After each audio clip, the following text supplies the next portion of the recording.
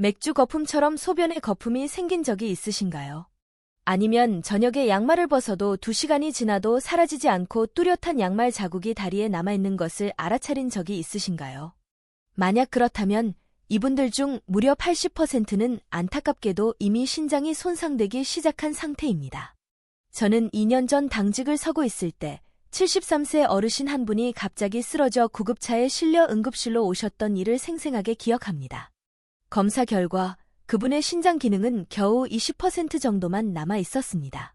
신장이 제 기능을 다하지 못해 온몸에 노폐물과 염증이 쌓였고 결국 의식을 잃게 된 것이었습니다. 그분은 소변에 항상 거품이 있긴 했지만 물을 많이 마셔서 그런 것이겠지 하고 대수롭지 않게 여겼다고 합니다. 저녁마다 다리가 뻐근하고 붓기가 있었지만 그저 피곤해서 그런 줄로만 알고 계셨던 거죠. 하지만 만약 조금만 더 늦었더라면 평생 투석을 하며 살아야 할 정도로 위급한 상태였습니다. 여러분, 만약 이 메시지를 그냥 넘기신다면 신장을 다시 살릴 수 있는 아주 중요한, 어쩌면 마지막 기회를 놓치게 될 것입니다. 신장은 종종 조용한 살인자라고 불리는데 그 이유는 별다른 증상 없이 손상되기 때문입니다. 만약 증상이 나타났다면 이미 손상이 시작되었다는 의미입니다. 하지만 다행스럽게도 제가 알려드릴 음식들만 잘 챙겨 드셔도 충분히 여러분의 신장을 보호할 수 있습니다. 저는 신장 건강에 좋은 상위 3가지 음식에 대한 과학적인 효능, 반드시 알아야 할 주의 사항, 그리고 실생활에서 활용 가능한 레시피까지 모두 상세히 알려드리겠습니다. 또한 신장 건강을 지키기 위한 필수적인 생활 습관과 간단한 검사 방법도 빠짐없이 알려드릴 예정입니다. 실제로 제가 이전에 언급했던 환자분도 제가 추천해드린 음식으로 식단을 관리하시면서 신장 기능이 점차 회복되었습니다. 혈액 검사 수치도 정상으로 돌아왔습니다. 투석을 하지 않아도 된다며 기뻐하시던 그분의 모습이 아직도 제 눈앞에 생생합니다. 이 영상을 끝까지 시청하시면 여러분은 평생 투석 없이 건강한 자신의 신장으로 살아갈 수 있을 것입니다. 만약 여러분의 신장을 다시 건강하게 되돌리고 싶으시다면 좋아요를 누르고 구독해주세요. 혹시 여러분의 가족이나 지인 중 누군가가 손상되어 가는 신장 때문에 걱정하고 있다면 이 영상을 꼭 공유해주세요. 이 정보 하나가 누군가의 생명을 구할 수도 있습니다. 안녕하세요. 저는 대학병원에서 근무하는 의료 전문의로 매일 다양한 연령대의 환자분들을 만나고 있습니다. 모든 질병이 고통스럽지만 제가 환자분들이 가장 피했으면 하는 고통은 바로 투석입니다. 일주일에 3번, 한 번에 4시간씩 평생 투석을 해야 하는 삶의 고통은 겪어본 사람만이 진정으로 알 수 있을 것입니다. 무엇보다도 끝이 보이지 않는다는 사실이 가장 두려운 부분입니다. 엄격한 식단 제한까지 더해지니 우울감과 상실감은 이루 말할 수 없습니다. 많은 분들이 이 마음에 공감하실 것입니다. 평생 투석 없이 건강한 자신의 신장으로 살고 싶다는 마음, 수많은 환자들을 가까이서 지켜봐 온 저 역시 깊이 공감합니다. 그렇다면 도대체 어떻게 해야 할까요? 지금부터 제가 차근차근 자세히 설명해 드리겠습니다. 만약 여러분의 정수기 물에서 이상한 맛이 난다면 어떻게 하시나요? 정수기 필터를 바꿀 때가 되었구나 하고 교체해 주시죠. 하지만 우리 몸의 필터인 신장은 어떨까요? 안타깝게도 신장은 이식을 받지 않는 한 교체할 수 없습니다. 신장은 간과 달리 한번 손상되면 스스로 회복되지 않는 경우가 많습니다. 게다가 신장 질환은 증상이 매우 늦게 나타나는 특징이 있습니다. 신장 기능의 절반, 즉 50%까지 손상되어도 특별한 증상을 느끼지 못하는 경우가 흔합니다. 증상이 나타나서 질병을 발견했을 때는 이미 대부분 중기 이후 단계인 경우가 많습니다. 심지어 신장 질환이 말기까지 진행되면 투석이 필요해지는데 이는 삶의 질을 매우 심각하게 떨어뜨립니다. 일상생활에 미치는 지장이 너무나도 큽니다. 그러므로 결론적으로 말씀드리자면 신장을 아끼고 소중히 사용하는 것이 가장 중요합니다. 그런데 신장을 아껴 쓰려면 어떻게 해야 할까요? 가장 중요한 요소는 바로 음식입니다. 왜냐하면 신장이 하는 주요 역할은 우리 몸의 노폐물을 걸러내는 것입니다. 그리고 이 노폐물은 주로 우리가 섭취하는 음식을 통해 들어옵니다. 따라서 먹는 음식만 잘 조절한다면 충분히 신장을 아끼며 사용할 수 있는 것입니다. 그렇다면 이미 중기 이상의 신장병 진단을 받았다면 너무 늦은 걸까요? 절대 그렇지 않습니다. 제가 확실히 말씀드립니다. 신장의 손상된 기능을 완전히 회복시킬 수는 없지만 정말 다행스럽게도 남아있는 기능만이라도 잘 보존한다면 얼마든지 평생 투석 없이 건강한 자신의 신장으로 살아갈 수 있습니다. 신장은 노폐물을 걸러내 생명을 유지하는 매우 중요한 기관이기 때문에 애초에 충분한 여분을 가지고 태어납니다. 두 개의 신장 중 하나를 떼어 기증해도 나머지 한쪽만으로도 평생 건강하게 살 수 있을 정도입니다. 그러니 신장 질환이 생겼다고 하더라도 절망하기에는 이릅니다. 제가 알려드리는 것들만 꾸준히 실천해도 여러분의 신장을 충분히 지킬 수 있습니다. 먼저 신장을 아껴 쓸 수 있는 상위 3가지 음식들을 3위부터 1위까지 하나씩 소개해 드리겠습니다. 신장을 보호하는 3번째 음식은 바로 올리브 오일입니다. 올리브 오일은 요즘 건강에 관심 있는 사람들이 즐겨 찾는 대표적인 기름입니다. 하지만 이것은 단순히 잠깐 지나가는 유행이 아닙니다. 이 작은 기름 한 가지가 신장을 보호하는데 정말 큰 역할을 합니다. 올리브 오일에는 올레산과 폴리페놀이라는 성분이 풍부하게 들어있는데 이 성분들이 전신 염증을 낮추는데 아주 효과적입니다. 이제 여러분은 염증을 낮추는 것이 신장과 무슨 관련이 있을까 하고 궁금해하실 것입니다. 사실 다른 장기들보다도 장은 특히 염증에 취약합니다. 왜냐하면 신장은 하루에 무려 180리터나 되는 혈액을 걸러내는 정교한 필터이기 때문입니다. 게다가 신장은 아주 미세한 혈관들이 복잡하게 뭉쳐있는 기관입니다. 이렇게 많은 피가 드나드는 만큼 혈관 내 염증이 가장 먼저 직접적으로 영향을 미치는 기관이 바로 신장입니다. 따라서 신장은 다른 장기들보다 전신 염증의 영향에 훨씬 직접적으로 노출됩니다. 만성 염증이 몸에 쌓이면 신장은 점점 굳어지기 시작하고 굳어진 신장은 결국 그 기능을 잃게 됩니다. 그래서 올리브 오일을 매일 한두 스푼씩 섭취하시는 것이 좋습니다. 몸의 염증을 줄이는 것이 신장을 아끼고 보호하는 첫 번째 길이기 때문입니다. 하지만 올리브 오일을 사용할 때 꼭 기억하셔야 할 3가지 중요한 주의 사항이 있습니다. 첫 번째는 바로 고온에서 조리하면 안 된다는 것입니다. 올리브 오일은 발연점이 낮기 때문에 볶거나 튀길 때 너무 높은 온도로 가열하면 몸에 좋은 성분들이 파괴되고 오히려 해로운 물질이 생성될 수 있습니다. 따라서 가장 좋은 활용법은 생채소 샐러드에 드레싱으로 뿌려 드시거나 찐 브로콜리나 다른 찐 채소 위에 가볍게 뿌려 먹는 방법입니다. 반대로 올리브 오일을 사용하여 튀김 요리를 하시거나 올리브 오일을 발라서 직화 구이를 해 드시는 것은 권장하지 않습니다. 중약불로 조리하는 것까지는 안전하다고 볼 수 있습니다. 그러니 올리브 오일을 사용하실 때는 생으로 또는 중약불로 조리해야 한다는 점을 꼭 기억해 주세요. 두 번째, 올리브 오일을 고르실 때는 반드시 엑스트라 버진이라는 이름이 붙은 제품을 선택하세요. 이것이 가장 순도 높고 영양이 풍부한 최고 등급의 올리브 오일입니다. 엑스트라 버진 올리브 오일은 산도가 0.8% 이하인데 이 수치가 낮을수록 더 신선하고 품질이 좋은 오일이라는 것을 의미합니다. 반대로 퓨어나 포마스라는 단어가 들어간 오일은 피하는 것이 좋습니다. 이 오일들은 정제 과정을 거쳤기 때문에 영양 성분이 거의 남아있지 않습니다. 마지막 3번째로 올리브 오일은 빛에 매우 약해서 쉽게 산화될 수 있습니다. 그러니 반드시 짙은 색의 유리병에 담겨있는 제품을 고르세요. 투명한 병이나 플라스틱 용기에 담긴 제품은 피하는 것이 좋습니다. 올리브 오일을 섭취하는 방법은 여러 가지가 있습니다. 가장 쉬운 방법은 공복에 올리브 오일 1스푼을 드시는 것도 좋습니다. 또는 샐러드, 나물, 찐 채소 등에 뿌려서 드셔보세요. 만약 올리브 오일만 뿌리는 것이 다소 심심하게 느껴진다면 발사믹 식초를 함께 뿌려서 드시는 것을 적극 추천해 드립니다. 발사믹 식초 또한 폴리페놀이 풍부하여 항염 효과를 제공하고 식초의 성분이 혈당이 급격히 상승하는 것을 막아주는 데 도움을 줍니다. 게다가 새콤한 맛 덕분에 소금 사용량을 줄일 수 있어 저염식 유지에도 큰 도움이 됩니다. 여기서 주의하실 점은 발사믹 식초를 구매하실 때는 반드시 원재료명을 확인하시고 설탕이나 과당이 첨가되지 않은 제품을 고르셔야 한다는 것입니다. 좋은 품질의 발사믹 식초는 원재료명이 매우 단순합니다. 주로 포도, 농축액과 와인 식초로만 구성되어 있습니다. 올리브 오일은 신장 질환 환자분들도 매일 섭취해도 전혀 무리가 없는 안전하고 매우 유익한 기름입니다. 하루에 한두 스푼씩 꾸준히 드셔보세요. 지속적으로 섭취하시면 신장을 보호할 뿐만 아니라 노화 예방과 기억력 향상에도 도움을 줄 수 있는 아주 훌륭한 건강 파트너가 될 것입니다. 식탁 위 작은 변화 하나로 신장 건강을 지키는 지혜를 오늘부터 바로 시작해 보시길 바랍니다. 여러분의 신장을 보호하기 위한 두 번째 음식은 바로 브로콜리입니다. 초록색 채소들 중에서도 브로콜리는 신장의 파수꾼이라고 불릴 만큼 매우 중요한 식품입니다.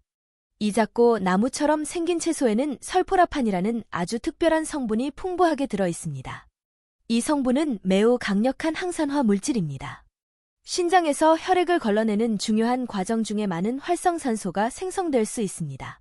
문제는 이 활성산소가 과도하게 많아지면 건강한 세포를 공격하여 손상을 유발한다는 것입니다. 이때 설포라판이 바로 이 활성산소를 효과적으로 제거해주는 역할을 합니다. 여기서 여러분께 아주 중요한 팁 하나를 알려드리겠습니다. 이 유익한 설포라판은 브로콜리를 잘게 썰어야 더 많이 생성되며 열에도 매우 약하다는 특징이 있습니다. 그러므로 설포라판을 최대한 많이 섭취하기 위해서는 제가 알려드리는 대로 조리해서 드셔야 합니다. 먼저 브로콜리를 물에 담그고 식초를 약간 넣어 10분 정도 그대로 두세요. 그 후 물로 여러 번 깨끗이 헹궈 세척한 후에 최대한 잘게 썰어 주십시오. 그리고 나서 5분 정도 기다려 주세요. 그래야 설포라판 생성이 완료됩니다.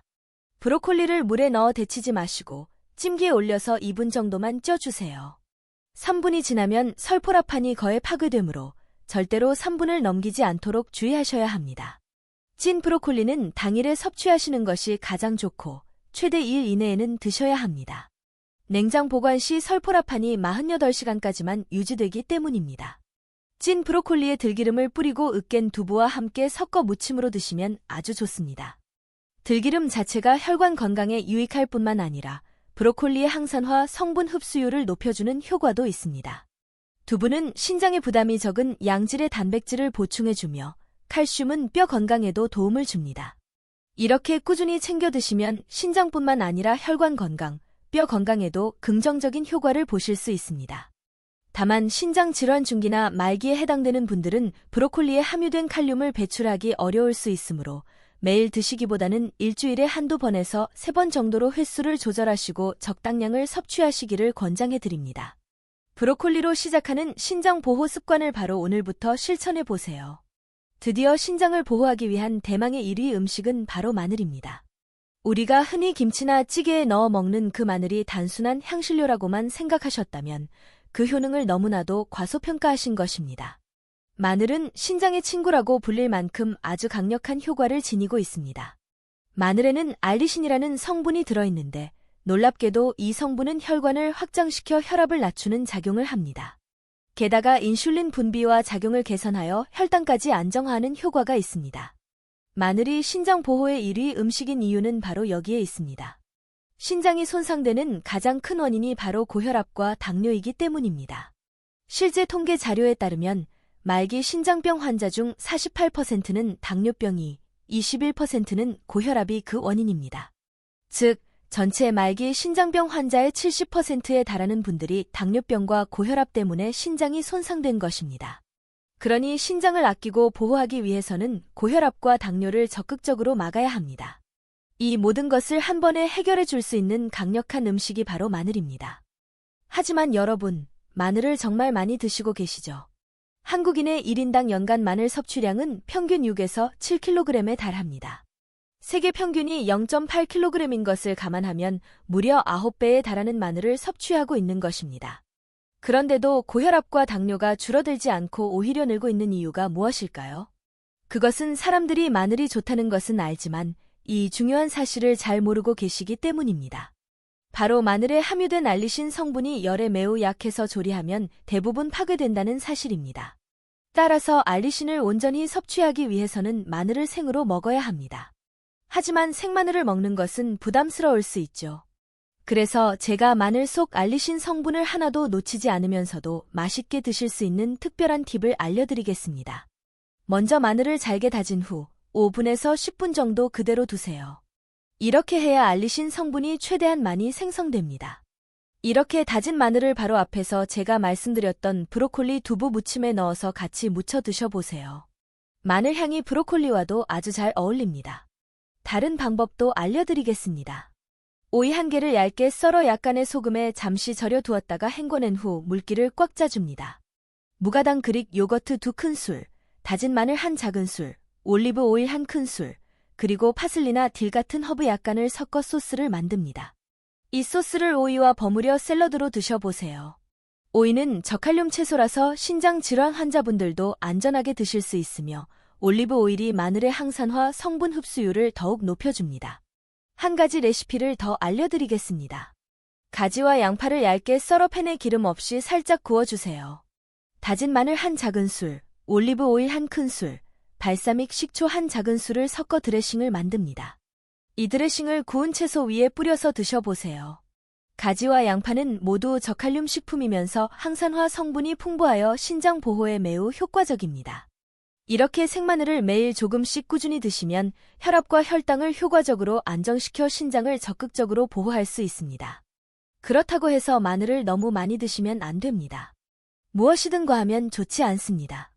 생마늘을 과하게 섭취하시면 속쓰림을 유발할 수 있으며 혈액을 묽게 하는 작용도 있기 때문에 혈액 희석제를 복용 중인 분들은 반드시 주의가 필요합니다. 그런 분들은 담당 의사와 먼저 상담하신 후 섭취하시기를 강력히 권장해 드립니다. 그리고 한 가지 더 꼭 당부드리고 싶은 것은 마늘을 넣는 음식을 너무 짜게 만들지 마시라는 것입니다. 찌개, 김치, 불고기 등 대부분의 양념이나 국물 요리에 마늘을 참 많이 넣지만 그만큼 많은 소금, 간장 등 염분도 함께 사용합니다. 그러면 마늘의 이로운 효과보다 나트륨의 해로운 효과가 훨씬 더 커집니다. 이것이 바로 우리나라 사람들이 마늘을 이렇게 많이 먹고 있는데도 그 이점을 충분히 누리지 못하는 이유입니다. 한국인은 전 세계적으로 소금을 많이 섭취하는 민족입니다. 국민건강영양조사에 따르면 평균적으로 하루에 약 10g 정도의 소금을 섭취하고 있습니다. 세계보건기구의 권장 섭취량인 5g에 비하면 무려 2배 정도의 소금을 섭취하고 있는 것이죠. 소금은 고혈압 위험을 높인다는 사실은 수많은 연구에서 과학적으로 명백히 입증되었습니다. 최근에는 소금을 오히려 너무 안 먹으면 건강에 해롭다는 이야기도 있지만 그 말도 일리 있습니다. 소금을 너무 적게 먹으면 체내 전해질 균형이 깨져 해로울 수 있기 때문입니다. 하지만 한국인의 식습관을 고려했을 때 너무 적게 먹어서 문제가 되는 경우보다는 너무 많이 먹어서 문제가 되는 경우가 훨씬 더 많습니다. 역사적으로 우리나라는 척박한 자연 환경 속에서 먹고 살기 위해 발효 및 저장 음식을 발전시켜 왔습니다. 적은 재료로 많은 식구를 먹이기 위해 국문화도 발달했죠. 열악한 환경에도 적응해내려 했던 선조들의 지혜가 쌓여 만들어진 음식 문화이지만 이제는 환경이 바뀌었습니다. 냉장고는 사시사철 음식을 신선하게 보관해주며 다양한 음식을 손쉽게 구할 수 있게 되었습니다. 그러니 우리의 음식 문화도 이러한 변화된 환경에 맞춰서 적극적으로 바꿔 나가셔야 합니다. 그래야만 새로운 시대의 건강을 지킬 수 있습니다. 마늘을 지금부터는 단순히 양념이 아니라 나의 소중한 신장을 위한 천연약이다. 이렇게 기억해 두시면 좋겠습니다. 지금까지 신장을 보호할 수 있는 3가지 음식들을 3위부터 1위까지 상세히 알려드렸습니다. 음식이 신장 건강을 지키는데 가장 중요한 요소이긴 하지만 이것만으로는 충분하지 않습니다. 그래서 지금부터는 신장을 아껴 쓸 수 있는 몇 가지 생활 습관도 함께 알려드리겠습니다. 식습관과 더불어 이러한 생활 습관들도 하나씩 바꿔나가시면 여러분은 건강한 자신의 신장으로 평생 살아갈 수 있을 것입니다. 1. 첫 번째는 방금 강조했던 것처럼 짜게 먹지 않는 것입니다. 나트륨, 즉 소금이 너무 많으면 신장이 그것을 걸러내기 위해 무리하게 작동하게 됩니다. 된장찌개, 김치, 젓갈, 국물 요리처럼 짠 음식을 자주 드시는 분들은 국물을 줄이거나 저염 제품을 사용하는 습관을 들이셔야 합니다. 국물보다는 건더기를 드시고 간장은 조금만 찍어 드시는 것을 추천해 드립니다. 이 두 번째는 진통제를 너무 자주 복용하지 않는 것입니다. 특히 약국에서 쉽게 구매할 수 있는 소염 진통제, 예를 들면 이부프로펜 같은 약은 신장에 부담을 줄 수 있습니다. 머리가 아프거나 관절이 쑤신다고 해서 자주 드시다 보면 신장이 조금씩 손상될 수 있습니다. 꼭 필요할 때는 의사에게 먼저 상담을 받고 가능하다면 타이레놀 계열의 약으로 대체하는 것도 좋은 방법입니다. 세 번째는 단백질을 너무 많이 섭취하지 않는 것입니다. 근육을 유지하려고 고기나 단백질 보충제를 과도하게 많이 드시는 분들도 있지만 신장이 약한 분들은 단백질을 너무 많이 섭취하면 오히려 해가 될 수 있습니다. 특히 붉은 고기 위주의 식단은 신장에 부담을 줄 수 있으므로 생선, 두부, 달걀 흰자처럼 소화가 잘 되고 신장에 덜 부담되는 단백질을 적당량 섭취하는 것이 좋습니다. 네 번째는 흡연과 과음을 피하는 것입니다. 담배는 혈관을 좁게 만들고 음주는 탈수를 유발하여 신장에 직접적인 피해를 줍니다. 하루 한 잔 정도는 괜찮다는 이야기도 있지만 나이가 들수록 그 하루 한 잔이 생각보다 훨씬 큰 영향을 줄 수 있습니다.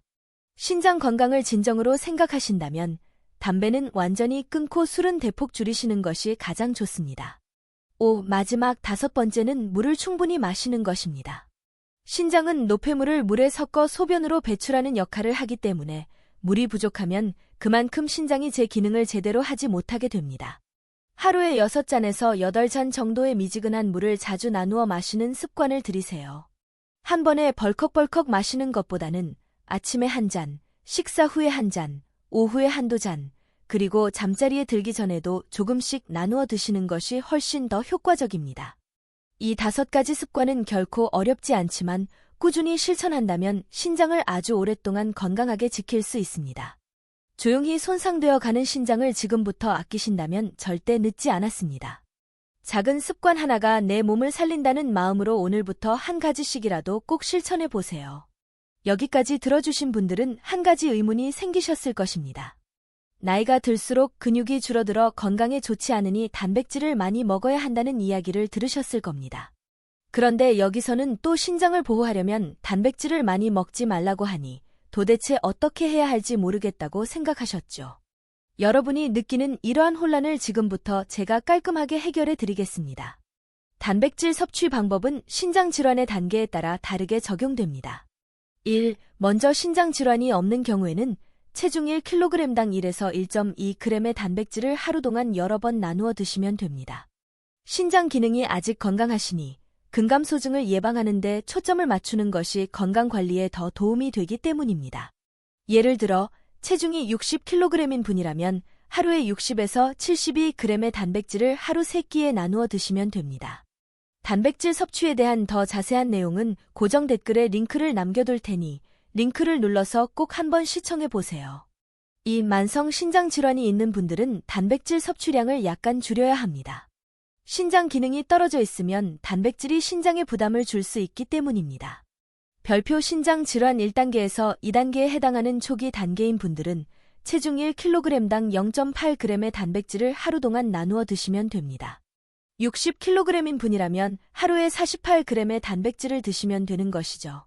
별표 신장 질환 3단계에서 5단계에 해당하지만 아직 투석은 하지 않는 분이라면 하루에 체중 1kg당 0.6에서 0.8g 사이로 단백질을 드시면 됩니다.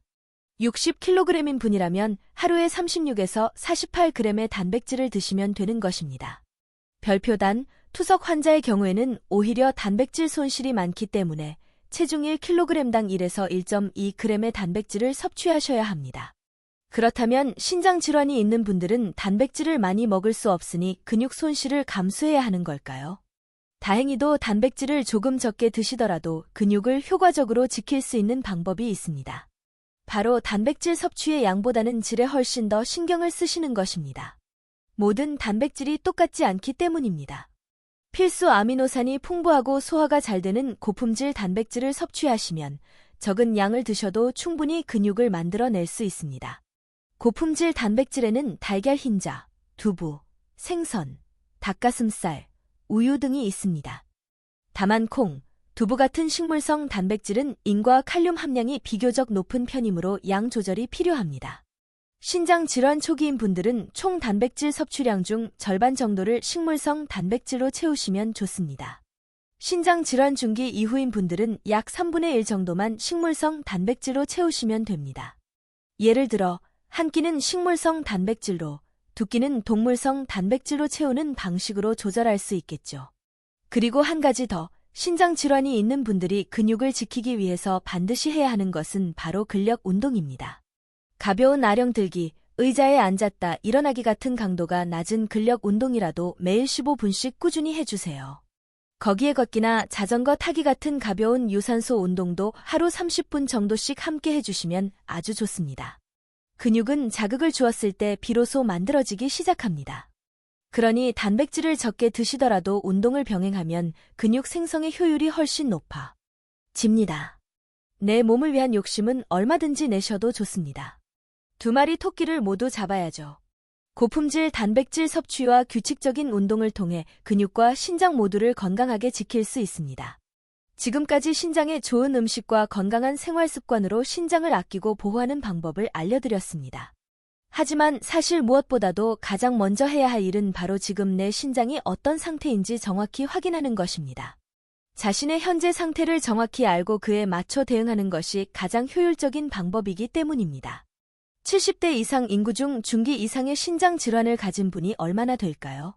무려 30%나 됩니다. 게다가 이 수치는 매우 빠른 속도로 증가하고 있습니다. 생각보다 훨씬 많은 사람들이 겪는 무서운 질병인데도 신장 검사는 소홀히 하는 경우가 많습니다. 하지만 신장 검사는 미리 꼭 받으셔야 합니다. 신장은 초기에는 특별한 증상이 없어서 스스로 질병을 발견하기가 매우 어렵기 때문입니다. 그렇다면 우리 몸에서 필터 역할을 하는 신장에 문제가 생겼다는 것은 무엇을 보면 알 수 있을까요? 신장 질환은 중기를 넘어가면서부터 비로소 증상이 나타나기 시작합니다. 따라서 지금 만약 증상이 나타나고 있다면 주저하지 마시고 바로 병원에 가서 검사를 받으셔야 합니다. 이제 간단한 자가 진단을 해보겠습니다. 제가 말씀드리는 항목들 중 몇 개에 해당되는지 세어보세요. 1. 거품료가 일주일에 3번 이상 반복되거나 혈뇨가 한 번이라도 보인 적이 있다. 2. 아침마다 눈꺼풀 주변의 붓기가 일주일 이상 지속되거나 발목이나 종아리가 붓는 증상이 오후마다 일주일 이상 반복된다. 3. 충분히 쉬어도 2주일 이상 피로감과 무기력이 계속된다. 4. 고혈압이나 당뇨병 진단을 받았다. 5. 진통제를 일주일에 3번 이상 복용한다. 6. 짠 음식이나 고단백 음식을 하루 2번 이상 섭취한다. 이 항목들 중 2개 이상에 해당되신다면 신장 기능이 서서히 떨어지고 있을 가능성이 큽니다. 가까운 시일 내에 의사에게 검사를 받아보시기를 강력히 권장해드립니다. 혹시 해당 사항이 하나도 없다 하더라도 신장 질환은 초기에는 증상이 없는 경우가 대부분이므로 1년에 한 번씩은 정기적으로 검사를 받아보시는 것을 추천해드립니다. 만약 고혈압, 당뇨, 심혈관 질환 진단을 받으신 분이라면 6개월에 한 번씩 검사 받으시면 좋습니다. 가까운 내과에 가셔도 좋고 보건소에 가시면 신장 검사를 저렴하게 받으실 수 있습니다. 지역마다 차이는 있지만 무료인 경우도 있고 비용을 내더라도 10,000원 내외로 검사를 받을 수 있으니 꼭 방문해 보세요. 소변 검사와 혈액 검사만으로 간단하게 신장 상태를 확인할 수 있습니다. 검사 결과에 따라서 신장 질환은 총 5단계로 나뉩니다. 1단계와 2단계는 초기 단계로 분류되며 일반적으로는 증상이 없지만 신장 기능이 약간 저하되기 시작한 상태입니다. 3단계부터는 중기 단계로 분류되는데 이때부터는 식단 조절, 약물 치료 등 적극적인 관리가 필요합니다. 4단계는 증상이 심해지고 투석이나 신장 이식 준비를 시작하는 시기입니다. 이 시기에는 식이요법이 매우 중요해집니다. 마지막 5단계는 말기 단계로 신장이 더 이상 노폐물을 제대로 걸러내지 못하기 때문에 투석이나 신장 이식이 반드시 필요합니다. 신장 질환이 시작되었다고 해서 누구나 5단계까지 진행되는 것은 절대 아닙니다. 4단계에서 발견하셨더라도 식단과 생활 습관을 철저히 관리하시면 5단계로의 진행을 충분히 막을 수 있습니다. 그러므로 자신의 신장 상태에 대해 정확히 알아차리는 것이 그 무엇보다 가장 먼저입니다. 내일 바로 보건소에 전화해보세요. 신장을 지키는 첫걸음은 빠를수록 좋습니다. 지금까지 신장 건강을 지키기 위한 중요한 정보들을 함께 살펴보았습니다. 다시 한번 간단하게 핵심만 정리해 드리겠습니다. 신장을 건강하게 만드는 음식으로는 올리브 오일, 브로콜리, 마늘 3가지가 있었습니다. 각각 항염작용, 강력한 항산화 효과, 그리고 혈관 보호 기능이 있어서 꾸준히 섭취하시면 신장뿐만 아니라 몸 전체의 건강에도 큰 도움이 됩니다. 그리고 신장을 보호하기 위한 5가지 중요한 생활 습관도 꼭 기억해 주세요.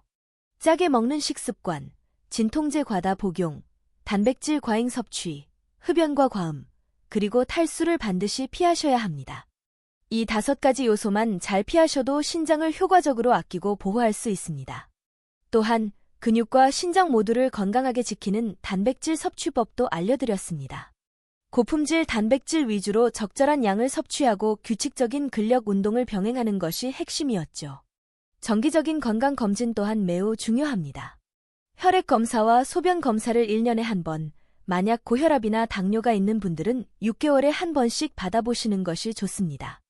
여러분은 오늘 소개해드린 음식들 중에서 어떤 것을 가장 먼저 실천해 보고 싶으신가요? 마늘일까요? 브로콜리일까요? 아니면 올리브 오일일까요? 댓글로 꼭 여러분의 생각을 남겨주세요.